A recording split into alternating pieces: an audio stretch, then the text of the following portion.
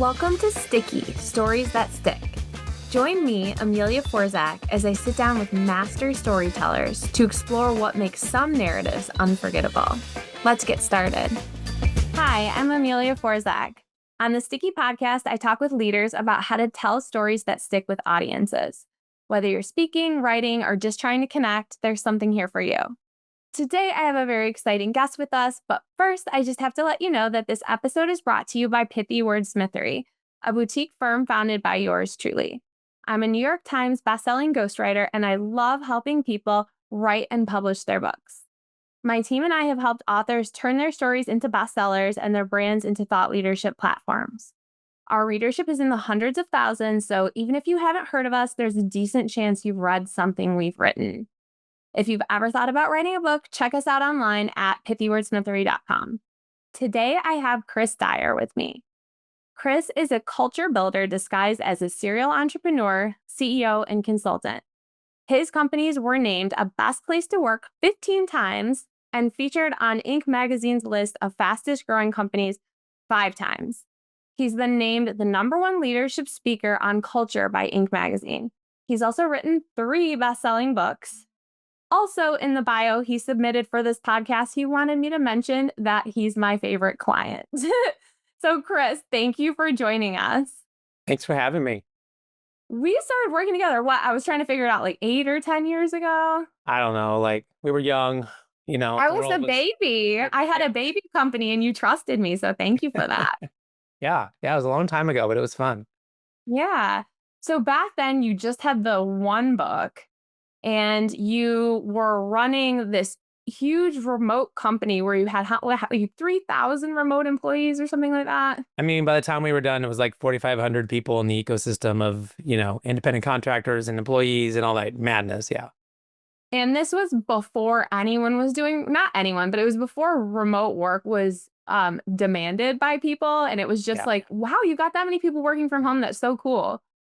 Yeah, we were the only company we know of that successfully went from in a brick and mortar, type of a situation to fully remote and survived it. Right? Because there were a few examples and then they died. And there's a lot of people like start off as a remote company because they're like on, in their, Microsoft started in someone's garage. I mean, I guess they were kind of remote. But then eventually they go to an office. And so we were the opposite. We were like, we're in the office. This costs us way too much money. We're in a recession. Then let's save everyone's job and send them home. So it was fun. Amazing. What a leader. What a trailblazer you are for doing that. So that kind of built your expertise for company culture, which has now become your thing. And that's the thing that you speak on and get paid the big bucks to do the keynote speeches on because you're an expert on culture. And you sort of figured out how to do that from afar, which is hard.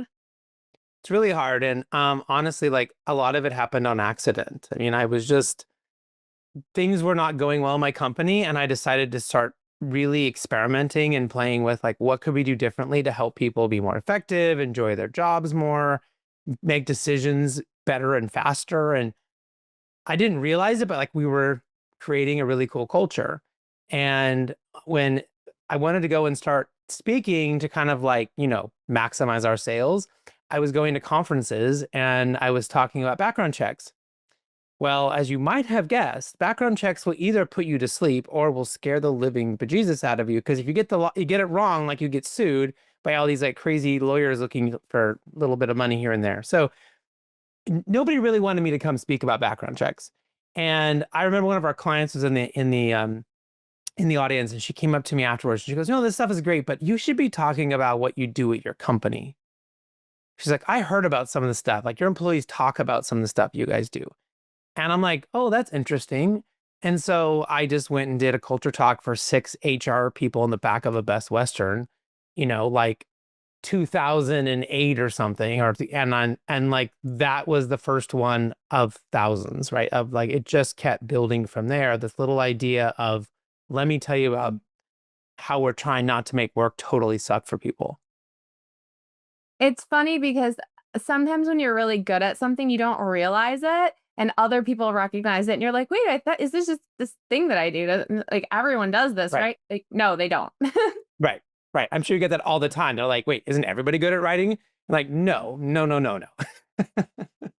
Well, that makes you like sometimes people have the hero's journey, right? Where they're learning how to do a thing and then they have this big moment where they learn how to do it and then they go teach others how to do it. But if you're naturally just good at it, has it been hard to sort of like teach people from the very beginning So of I how to definitely do don't it? think that I was naturally good at creating culture.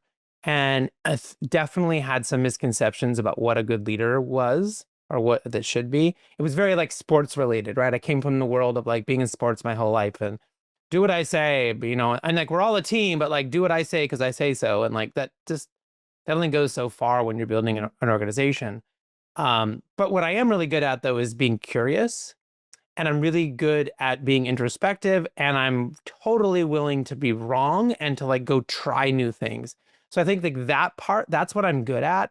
And that allowed me like the lens to go in and then fix things and change how we ran culture. So there's definitely this like misunderstanding that leaders are born, like people are just naturally good leaders. That is total garbage, right? We all have like these incredible bad examples and biases and like really bad data points out there that is constantly telling us what we're supposed to do as leaders.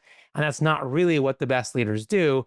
They end up learning it, whether that's a little bit at a time from mentors or reading great books or going to see great speakers and like picking up on things. And I think it's those people that are willing to change and evolve as a person that then they become those great leaders. Mm-hmm. So, speaking of the books on company culture, this is your first book. And so you have been teaching people about how to build great culture and become better leaders. And that is something that even when people know what to do is hard, right? It is hard. And then the hardest thing is because we don't usually know what to do. I mean, that was my big thing. 2009, I'm like, oh my gosh, I've got to change the culture of the company.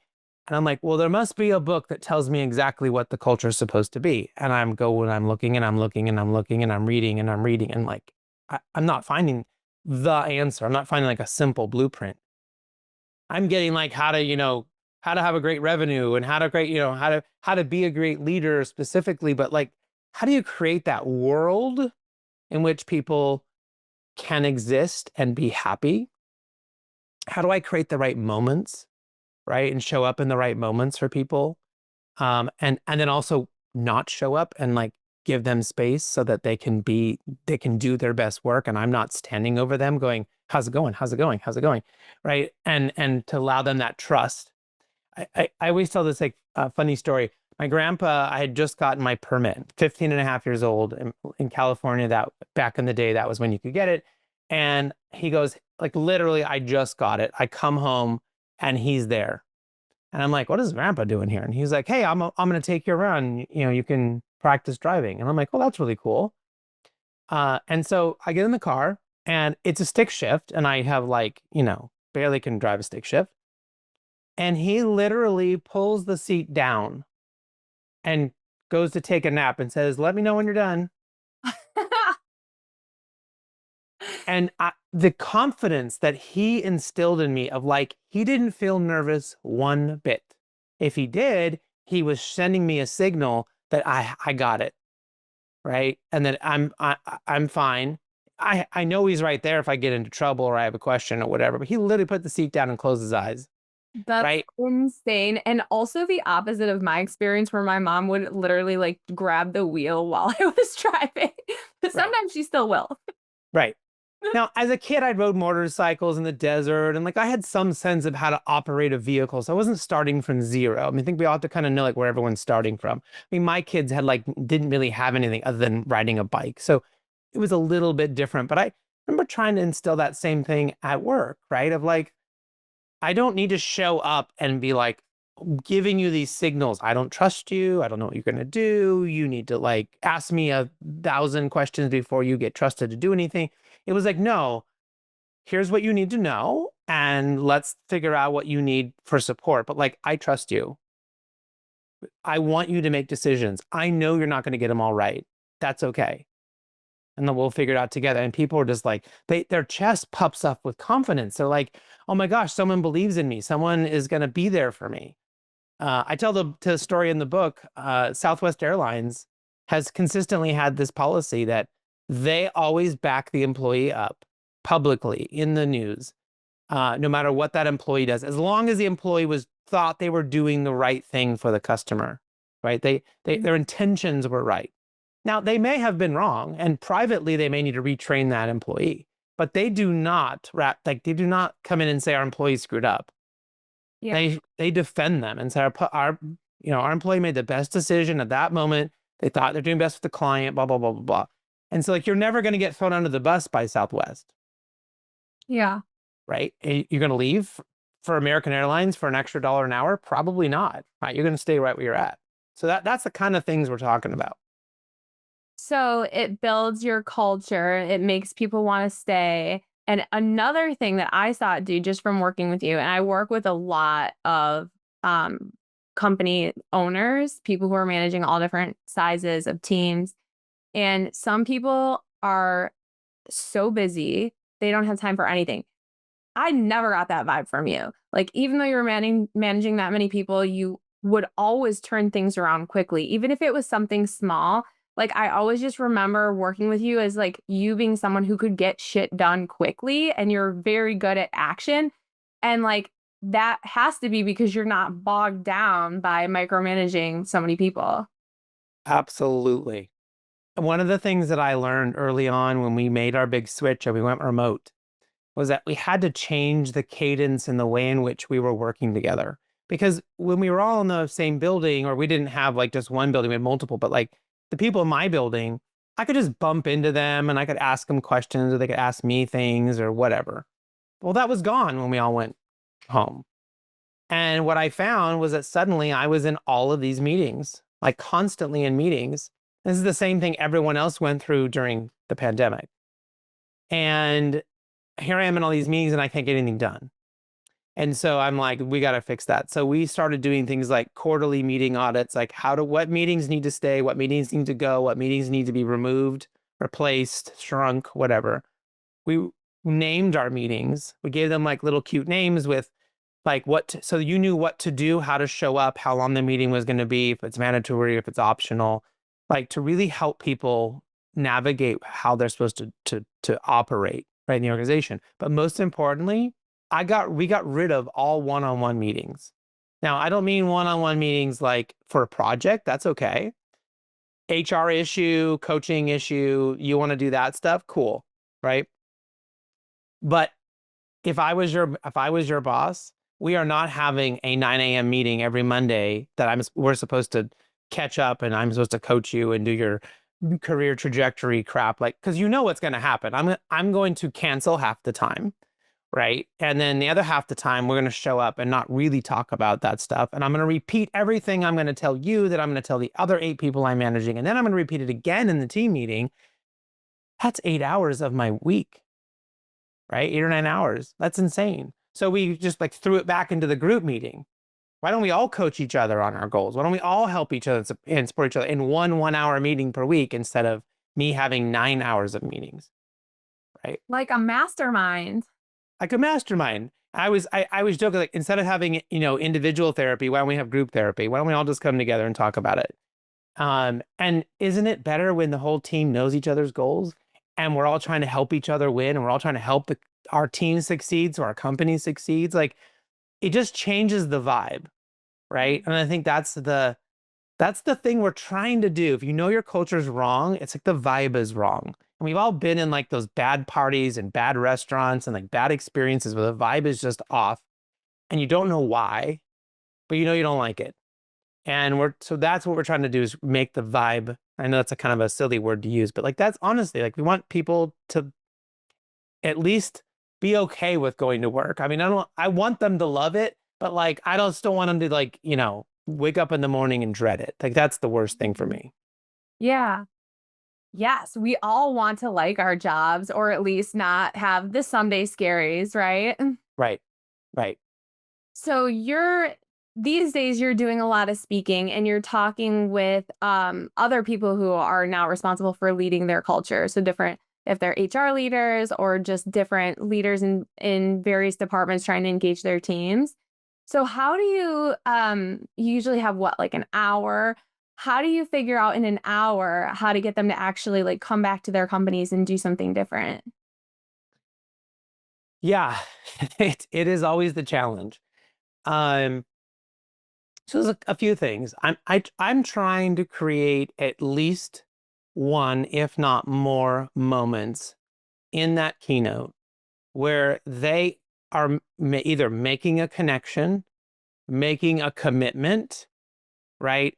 Or somehow making a challenge to themselves where they're going to do something different. Sometimes the connection is, and I'm leading them there, but psychologically, if I can get them to see that bridge, if they make the connection themselves in their brain just before I tell them, it's their idea, right? Or they believe they're smart because they figured it out. It's like almost like when you start watching the first 10 minutes of a TV show and you already know who the killer is, and you're like, yep, I got it. It's them. And you think you're so smart. They honestly do that on purpose sometimes because then you'll continue watching the show because you want to make sure you're right. If Mm. it's so confusing and so hard to know what this plot is, sometimes people will just turn it off.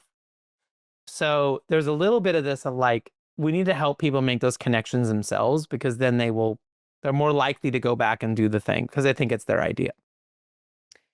If I can't do that, then I want to get them to do a commitment. So I have lots of different tricks that I do. I'll tell you what I just did last week in Philadelphia for I had like 300 CEOs in the room, and all I did was I was constantly telling them like they needed to be better. Like that was my message. Like if 33% on average your employees think that that they're happy, according to Gallup, 33% are happy, the rest are not. Are you doing a good job? If 66% are unhappy, like you're not doing a good job, and that's what I'm telling them. Like you have got to do better. And so I had them write on the back of a little card I gave them, what what is the thing you're going to do differently when you show up tomorrow? Like what is it? Write down what you're going to be as that new CEO tomorrow. And then I had them take that card and fold it up, put it in their purse, put it in their pocket, put it in their backpack, whatever. Because then I want them to find it later. Like Mm. just writing it was one thing, but then later on when they find it and they open it up again, they're gonna be like, oh yeah, I made this commitment, right? And so that's another I'm creating multiple moments for them to try to do that. And if depends on the event, but if I can then do a third thing like in 30 days with the conference or with the client, I'll often ask to come back and do a 30-minute like session in 30 days. Mm. So again, we're hitting them with another bit of momentum because it's hard to get people to change their behaviors. Yeah. It's kind of like an emotional touch point, right? So you're Mhm. having them do some kind of reflection and think about like, okay, what like, no one's perfect. You don't have to share it with the group, but write down what's that one thing. Maybe it's just coming in with a better attitude or saying thank you or something like that. It's Yeah, like that usually what's happening is like small things. small things, and I've given them ideas along the way, so that I'm not asking them to like decide what they're going to paint tomorrow. Like it's not like they're having to start from zero. I'm telling them you can do better. Here are some new things you should be trying. Oh, by the way, you could be doing a lot better. Here's some more things you could try. You really need to be doing better. And then it's like, okay, what's the thing you're going to do better? Yeah. And so they have ideas, and they have other speakers during the day that maybe they were inspired by. Maybe it's something that other speakers said. That's okay. I just want them to commit to something because then it's going to make their businesses better. Yeah. So, for everyone listening right now, if you manage a team, take out a piece of paper and what's one thing that you can do differently to better support your team? Love it. And if you need help, how about just trying to say yes for the entire day? Don't tell anyone you're going to do that, but say yes to every question that comes to you and see what happens. It's like wild. Now, That's yes, and yes, but if you need a little help, people ask you tough things. But like go the whole day saying yes. And like you will watch your mind get blown about how differently people interact with you. It's insane. that's the premise of a family movie that my daughter loves, where the parents have to say yes to everything on one day, and it's like the kid's best day ever. Right. It's the best day ever. And there's a Jim Carrey movie, like, I don't know, 15, 20 years ago that's about that. And that before that, there was a British movie, like a really old movie that was the originator of the story. And it's actually from improv. The idea of yes and yes but comes from improv comedy. Because if I walk up to you and we're pretending to be in a scene and I'm like, here, hold my cat, and you're like, you're not holding a cat, the scene is over. You have to say yes to me and to be like, oh my gosh, our cat is so fat. Like, you need to say yes and you need to add something onto that to keep the scene going. And it's the same thing at work. Like, hey, boss, I have this idea. And if it's like, no, we've done that. It was like, yeah, we've tried that, but let's talk about what your idea is, because maybe you have a different way of looking at it. Like, let's talk through it. And now, like, it's, oh, well, my boss is willing to talk to me, to listen to my ideas, right? And help me understand what we've done and what we haven't done. And it can just take you an extra like 2 or 3 minutes that you think you don't have as a boss, but they come up with so many amazing ideas eventually, because you kind of are training them to be creative, be innovative, to be thinking about things because they know you're going to be receptive. I mean, I have had bosses that were like, again, a bit like my grandfather, where like they just fully trusted me. And I was constantly trying to impress them and show up with big ideas and to do great things because they had such confidence in me, and they never, I just wanted to, be the most amazing employee for them. I also had the world's worst bosses where I just wanted to avoid them. And if I saw them coming in the hall, I would duck out of the way because they were jerks, right? Which one do you think had good, a good experience? Which company did well? The one where I had the jerk I used to avoid in the halls, that business went out of business, right? Like they died within 2 years after I left. Wasn't a shock. So it really makes a huge impact, not just for your employees, but for your bottom line as well. Mm-hmm. Yeah, all of that is super powerful. And I think sometimes just like the reminder to tell people these are the things that would make a better culture, make a better team, that helps a lot. And so like when you're talking to audiences and you're trying to get these concepts to stick with them, how do you incorporate, like, I love the story of your grandpa, like I'm going to remember that. How do you incorporate other stories to make the ideas really sticky for people? Yeah, it does depend on like what you're actually talking about, because if your point is about something that you learned or something that's important, that's a general, let's say generally understood thing, it's really easy to pull in other stories. If I talk about mistakes, I can talk about how 3M, the Post-it note is basically invented from some guy who screwed up glue. Like, he made the world's worst glue. And that ended up later on, because they kept really good records and because they didn't fire this guy, they were like, well, that's interesting. That's a crappy glue. Let's just keep records of that and like go back and try again. That years later, somebody else was able to put that glue on a piece of paper because he wanted to be able to put his hymnals on his hymnal like sheet at his choir practice up on the wall that wouldn't wreck it. I can tell that story, right? And I can also tell a story about when I got stuck on a zip line. I remember that, and it's like makes me never want to do zip line again. I'll be honest with you. But I'm telling the difference between a mistake and an error. Now, one is very personal and one is like about somebody else. They're both really great stories. And we have to decide is which one is going to connect with the audience the most, which one is going to help you as a speaker shine the most. So if you feel really comfortable telling a personal story, and when you tell that story, do people, you still have a visceral reaction to that story, right? Tell the zipline story. People want to hear it. And also, if you like zip lines, maybe you should just like skip past this. So I tell the zipline story to really demonstrate the difference between mistakes and errors. Because one of my 7 pillars is that you need to know how to leverage mistakes at work. Mistakes are gold. We want people to try. I want them to feel like I don't have to go to my boss to get approval for every tiny little thing. And I don't need to be in 50 meetings to do cover my ass activities to make sure that I don't get in trouble if it doesn't work out. Like, I don't want that. I just want you to go make the decision, try it. And if it doesn't work, come back, let's talk about it, and we'll come up with a better solution. If it does work, then fantastic.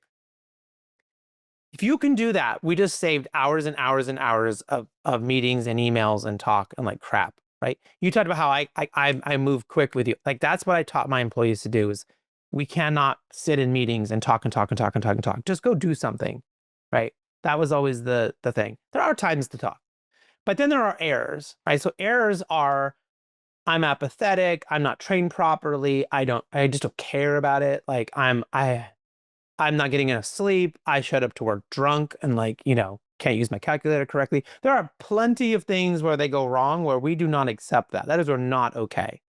So when something goes wrong, I'm not saying people get to do whatever they want. But if you show up drunk to work and you're a nurse and like you're giving the wrong medicine to the wrong patient, that's not going to be cool where you're fired. Like that's an error. Okay. It's hard as a leader to know which thing happened. And this is where we get tripped up. Was it a mistake or was it an error? Should they have known better, or should we have trained them better? Whatever. Or were they just trying something? Were they trying to do the right thing? Like in that Southwest example, and it just didn't work out, and we should celebrate them for having the guts to do it. So I'm on this zip line in Portugal, near Porto. It's like, I don't know, maybe an hour and a half from Porto. It's the second longest zip line in the world. And you sit on this thing like Superman or Superwoman. You don't sit like we do in Mexico or Costa Rica or something. You're like laying down. And my friends had gone the day before, but when we came back so I could do it, it had been raining. It was a little different day. And they decided I was going to go first. Like, I don't know, like they thought I was going to chicken out or something. So they sent me down the line. And I remember like in the beginning, I'm like, this is amazing. This is wonderful. It's really fast. They're going like 100 miles an hour. And then I'm freaking out going, why did I want to do this? But as I got close to the end, I remember all my friends' videos. You ever seen the zip lines where people come in like really hard and then like, it almost looks like it's going to hurt, but it doesn't? I'm not coming in that fast, Amelia. I'm coming in quite slowly. Okay. And so as I'm coming in, I'm slower, and I'm about to get to the edge, and this poor guy goes up and he tries to like put a stick out to me. And I go and I reach for the stick and I miss it because I'm not far enough. And now I begin to creep back. I hate it. Right? Creep back for like 20 minutes. I'm slowly going back to the center point of that really long line that's between two mountains. It takes 30 minutes to drive between, right? That's how long it is. And while this is happening, now there's very little, we know no Portuguese, they know very little English. And they yelled to me, please wait a moment. I mean, where else do I got to go, right? I'm just going to keep going backwards. So now I'm panicking. I'm like, there's not a ladder on this planet that is long enough for them to get me. How am I going to get down? This must have happened before. Just relax, calm down. Oh my God, I'm going to die. Just, you're cool. I'm fighting myself, right? Like front right of my brain, back left. I'm just, having this absolute, don't panic. This is the time where you need to be, just chill out. You're going to die, So I remember like I had seen this road as I was flying down, and I was like, oh, I wonder if truckers look up and see us crazy zipliners, I wonder if they just, and here I am staring at that road now, thinking this is it. This is where I die, right? Now, while this is happening, my family and friends are all at the top getting ready to go, and they tell them, your friend, he didn't make it. Oh my God. Now, again, the little language problem here, right? A little communication issue. Of course, it meant I didn't make it down the line. Now, after a few moments of panic, they figured out what he meant. Because he didn't seem that upset about it, Like They're like, you're rid of that guy. Yeah. So then I started to feel a vibration on the line. And my wife was set to go next. And I'm thinking, oh no. They've sent her down. Like now this is they have walkie-talkies. They must have communicated. No, they've sent her down. Now, anyone who is ever had a boyfriend, girlfriend, spouse, partner, anyone you've ever been romantically linked to, you probably know what I was thinking. She was going to come down and she was going to hit me. And then all the way home, she was going to blame me for ruining her zipline ride, right? Oh. So I'm thinking have sent her down and like I'm in her way and this is going to be really bad. Well, yeah, if she's going to hit you at 100 miles an hour, I don't know how far back you rolled, but yeah, especially if she's head first, that seems quite dangerous. Yeah. So it turned out it was not her. They had not sent her down, right? So the panic was wrong. And you notice here, like every time I've told you about the panic was wrong. Because I was worried that if I didn't lay in that flat position, I might fall out and die. That could have never happened. I was wrong. I thought they sent my wife down and we were going to hit each other. That was wrong, right? I thought there was no way they could get me down. That was wrong. The panic and the fear and all of that was wrong every time. the logical part, when it could come through, was right.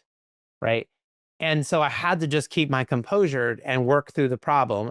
And in this situation, waiting was what I could do. That was my only contribution to this thing, was just to wait. So poor guy who tried to hand me the stick, he had to attach himself onto the line and pull himself out manually, hook up a hook, and then pull us back uphill all the way back into this place, right? I've never seen a man more like sweaty and like, muscles just, he was like dying, like trying to pull us. And I'm lighter now than I was then. Like I was probably another 40 pounds heavier, and he was really struggling to get us in, How far was it? I swear he pulled for 30, 40 minutes. It was like a long way. Because this is a really long zip line. Like, it was a long way. And I couldn't help in any way. There was nothing I could do. So as I was going through this, I was thinking, because I had been toying with this idea between mistakes and errors. And I thought, I wonder, what is this? Did these employees make a mistake or an error? Should I be mad at them? Should I yell and scream? Should I go and demand my money back? And then I remembered I never signed a release form. That's another interesting factoid. Or do I give them grace, and do I just thank them for helping me get down? Like, what's the right thing? Well, it turned out that they have no way to measure the amount of wind in the middle of the canyon. There's no instrument, nothing provided to them. And so they have to calculate pounds to kilograms, and they have to make their best guess.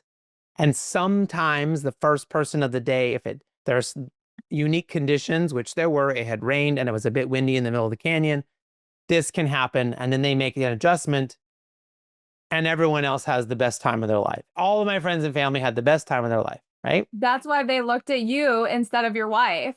They were like, that guy's going first. That's right. So it turned out they made a mistake in the calculations, but they made the best guess they could. There was nothing they could have done differently other than knowing in the future, which obviously is not realistic. So as the manager came over, his assistant to like translate, and I finally put my feet down. I've never been so happy to be on the ground.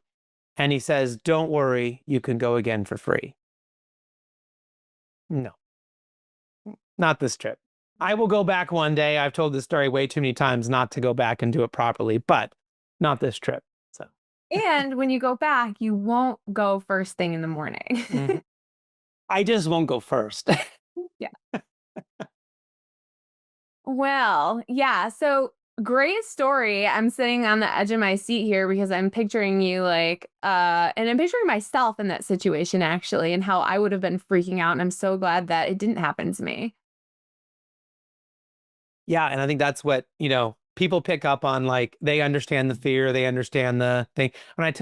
Usually if I tell the joke about the spouse, that worry my spouse is going to come down and blame me for ruining her ride. Like, anyone who's been married a very long time, like, that's an instant connector. They get that, right? Like that. So there's the little like moments that kind of built into there to kind of like build tension, create a little comedy relief, but then also make sure I'm telling them the lesson, right? Which is like, don't give into the fear and the panic. And you need to know, like, figure out which thing it is, right? Mistake or error. Because what I needed was to be thankful to them. That's the only thing I needed to give them, was be thankful they got me down safely. And we all turned, and the rest of my friends and family had the best time of their lives. And that was it. And I didn't get a good experience, but I didn't die. Everything was fine, but we can so easily in our work. I can tell you a real world work example of how this, like, the same thing, but in the real world, played out. One of our best employees, everyone loves this woman. Hey, she is the nicest person on the planet Earth. I've never met a nicer person. She was in my customer service team, and we didn't know if it was a mistake or an error, but something happened that cost the company like $25,000. Okay. Big issue. And people are freaking out about this, and the client is freaking out, and like everyone is freaking out. And I'm starting to get people saying things on meetings like, maybe we need to fire her. And I'm like, whoa, time out, guys. Like, let's just go find out what happened. Like, everyone loves her, and they're already ready to, like, make her the scapegoat and say we should fire her. Like every client loves, no one on this planet has ever met her, does not love this person. And we're talking about firing her, You right? must have done something crazy. Right. But it was cost us $25,000. It's a big deal. But so I'm the one like going, hey guys, let's slow down. Let's get the information. And it turned out after an investigation that the choice she made was based on really bad information from the client and from a client that we've had for like 15 years, a very long relationship where there's no reason to have like doubted what the client told us because they had always been correct up to that point. And we all would have made the same decision she did. We all would have. No one was like, oh yeah, we should have seen that coming. Everyone was like, once we got all the facts, everyone was like, oh yeah, okay.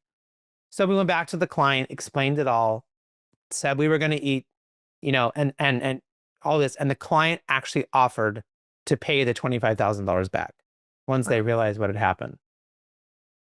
And again, this is another sort of example of a moment, right? So here was the moment for the employee that we showed up, leadership showed up and said, slow down, everybody, let's get this right. And it turned out we protected the employee. And so everyone else, again, feels safe that I can do things, I can make decisions, and the company's going to make sure they understand what really happened before anybody does anything crazy, right? So I don't need to like sit in, be paralyzed and never make a decision. So that was a moment to show up for the employee. Then it was a moment to show up with the client and explain to them what happened. And they chose to want to pay us back. And then we said, no, we'll split it with you. So another moment to show the customer about how we really value the relationship, right? Sure. Most people, I tell the beginning part of that story, go, yeah, we would have fired the person. So you would have fired the person, pissed off the client, like you would have been in a really bad situation because you assumed that they made an error. And instead we have keep our best employee, all of our employees feel more safe, right? You would pay $25,000 in a company as large as mine to make everyone feel safe at work, right? Yeah. You'd pay a crappy speaker like me to show up and make everyone feel safe for that, right? Like, and here I can do it on my own in this one moment by just slowing everybody down and getting it right. Mm-hmm. So making sure you have the right information, making sure the story that you're hearing is correct. Yeah. Yeah. Because it was a lot of stories that people were telling themselves that weren't true. Mm-hmm. So you share that in your keynotes. You have so many good stories. How do you get better at speaking? Like, do you have a coach? So it's a few things. As you're getting started, it's all about reps. It's all about doing it and doing it and doing it. And so we talk about like, speaking one pancake at a time. And that's sort of a joke. Like a lot of speakers start off giving free speeches at the Chamber of Commerce and, these things, and you eat a lot of pancakes. So you get a lot of free breakfasts, and that's all you get paid is in pancakes. And so you got to like do those things. Now if you're the, I don't know, senior vice president of sales for Google or something, like you might get to skip that part. Like if you have a really high level job at a high level company, sometimes you can kind of skip some of those early steps, but you're still can't skip too many unless you're famous or infamous, unless you want a gold medal, you're on TV. Like you don't get to skip those steps. You got to like go and you got to prove yourself as a speaker, even if you're a content expert. Got to do those reps and you got to figure out what audience is like. I just kept experimenting in my speeches. And I remember like what people came up and talked to me about. And if I talked about transparency and like that really got them, and then no one really, like one of my pillars is uniqueness. No one has ever come up to me and said, oh, that was the thing. I never put that on my keynote anymore because no one they care about it, but like that's not good enough for the keynote. Like it's not a strong enough topic to really drive the keynote. So you start to figure that out. Then along the way, yes, absolutely, you can get coaches. So like I work with I coach a lot of speakers that are starting out. And if they get to a certain point at a certain level, if they're starting to be competitive with me and they're starting to be really good, then actually I introduce them to my mentors and my coaches. I have coaches for storytelling. I have coaches for stage presence. Like, I have coaches for more on, and mentors more on positioning and branding and like how am I delivering my message and what am I really talking about. And so there are people in my life that I'm always bouncing ideas off of and workshopping things. I had this brand new idea that I developed last week or maybe 2 weeks ago with my mentor in Denver. And so like I already know what the next book is. I know what the next keynote is. I know what everything's going to be. I've got to go do it. So you and I may be talking. I need to go do it, but like that came from that kind of situation, right? Right. You're around someone who's farther along than you, who can help you really take your thoughts and ideas and channel them. So the speakers have a lot of communities, and we're really good at like helping each other out and like talking to. I think it's very bizarre atmosphere because in most competitive environments, people are trying to like backstab each other and pull each other down, and like I feel like speakers in general are always trying to lift each other up and help each other and show the way. And it's a really refreshing community to be in. That's amazing. Yeah. So it's interesting because you're sort of you're trying to do two things, I guess, kind of at the same time. You are coming up with a message and you're sort of testing it and refining it, and you're getting in front of a lot of different audiences and you're seeing what works and you're making the message better and better and better. But then at some point, you need to be like, wait, I need something new, right? Because not just because you want to go speak for the same audiences again, but because you want to keep learning and growing and delivering things that are interesting. So how do you know when you need to bring in a new topic? For me, that finds me, right? Like eventually it finds me. For other people, I mean, I know speakers that have been giving the same talk for 15 years. They've done it 5,000 times. They are millionaires. And like that one, they found the one thing and it worked really, really well, right? I mean, listen, if you went and saw the Eagles and they didn't play Hotel California, you'd be pissed. Or if you went and saw Led Zeppelin and they did whatever, or let's give a modern example. It was you went and saw Taylor Swift and she didn't do her top 3 songs, you'd be pissed off, right? So there is some like connection to like your stuff. If it's really good, people want to hear it, even if they've already heard it before. They want to hear it. They want to be reminded on it. They want to, you go see Taylor Swift and you know what you're going to hear and you're happy about it, even though you've listened to it a gazillion times in your car or on your iPhone, whatever. So there's this weird mix of like, you don't always have to have totally fresh stuff all the time. Maybe you can tell new stories or deliver it in a new way, but um, the main thing is like make sure that it's so clear, right? That it's so clear about who you are and what you are talking about, and then you can do variations out of that. So if we use like a deck of cards, like do you have your ace? Do you have your thing? And that's where speakers really struggle, because they're doing a bunch of like kings and queens stuff, or they don't really have their ace figured out. What is that one thing you're really focused on, right? That's such a good way of describing it. I think that's kind of how people think of books also, because a lot of people want to write multiple books. It's like, which one do you start with? You'd like to start with your ace, right? Like your one that's going to define you the most. And then from there, branch out a little bit. But figuring out that one topic can be tricky. But you can find another ace along the way if you want. That's fine. It can be connected or it cannot. So what I learned in like my speaking community is there's kind of this like grid breakdown between, are you business focused or are you personal focused, right? And then, so like, let's say if you're business focused, are you talking about tactics or are you talking about strategy? It's a good way to break it down. On the personal side, are you inspirational or are you like motivational? And so like, where are you kind of sitting in that thing? Now, the best of the best of the best, when you come up with like the absolute perfect best topic, you're kind of everything to everyone. Like your thing works in all of that, but that's very rare. That's Brene Brown. That's Mel Robbins. That's, like that. If you can find that thing, you're really doing well. But I know plenty of people that are amazing speakers and do amazing jobs, and we'd all be jealous of the amount of work that they do.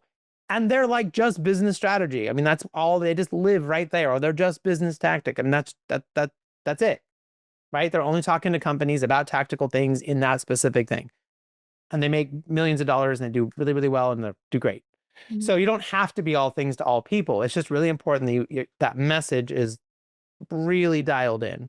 And if you can't call it an ace, then don't, you got to go back to the drawing board. Yeah. So interesting. I think most of my clients want to be speaking more. And so this is great advice for sure. Um, so tell us again the names of the books that you wrote. If you're watching right now, you can see one of these on Yeah. YouTube. But so The Power of Company Culture, this is your first one. And then the second one. That was my first book. And my second book, my publisher begged me to come back and write another book. And I said no, because I hated writing that first book, because I did it all by myself. I hated it. I said I would never write another book. I told all my friends and family, shoot me if I ever say I'm going to write another book, because I hate it. It was so bad. The book wasn't bad, but the process was so bad. Um, and so then they were like, you can write on anything you want. You can do whatever you want. And I'm like, I'm doing remote work. And they said anything but that. And I'm like, well, then I'm not doing it. And they're like, fine. So I brought my mentor along, Kim Shepard, and we wrote remote work together. And that was like the funnest thing, because I was working with her and we did it totally differently. And so remote work did really well. And I got really lucky. The rest of the world did not. It came out right when the pandemic happened. So really accidentally good timing on my part. And I did like 200 keynotes during COVID. It was just insane, because the book came out. Everyone was like, how do we do remote work? And they would go type it in and I was there. And then, I just did keynotes all day. Wow. Yes. We're so well set up for that because you had the company also for years and you knew how to do this. Yeah. And then no one cared about remote work anymore. And so I had the painful thing of having to go through to like rebrand myself back to culture. So I went and took my first book and I doubled the size, added in like a ton of new case studies, really took all of the things that people asked me about where they felt like I hadn't gone deep enough, or I hadn't, or maybe things had changed a little bit. And so the book's like twice as big. And so I re-released it. And actually the second version is done the best out of all of the books, which has been really, really great. But anyways, so I'm stupidly maybe gonna write another one, but we'll see. You need to make it enjoyable, right? Because life is too short to be miserable. And so that I feel like is a key learning point that I'm going to point out here. Like you did it by yourself the first time and it was a bad experience. It's a lot to take on. You did it the second time with someone, much better experience, enjoyable. And it matters, like finding joy in the journey. Yeah. You get better results and like you just enjoy life more. Yeah, and writing is hard for me. I think for a lot of people, like trying to organize all of that in a way that's gonna be enjoyable for a reader. And then if you can figure that out, if you're working with a publisher, God help you when they send you back their notes. When they tell you to like when they redline and send squiggly notes and be like, this doesn't belong here, put it in chapter 1, and what is this? And like trying to decipher that stuff, like that's when I was forget it. Yeah. That's so hard. That's something that my company helps with because it is hard for authors. If you're not a professional writer and then you're tasked with becoming a professional editor, it is hard and it's not fun. So even getting help at that point, we've worked with a lot of publishing houses for supporting their authors when they are tasked with doing work they can't quite do on their own.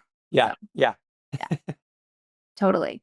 Well, thank you so much for joining me today. This conversation's been amazing. Tell everybody, where can they learn more about you and stay connected? I'm sure you'll have in the show notes all my social links, but wherever you hang out, let's go hang out together. I'm on LinkedIn and TikTok and Instagram and Facebook and Twitter, or X, whatever you call it now. I'm in all the places. So if you hang out there, I've got a lot of content there.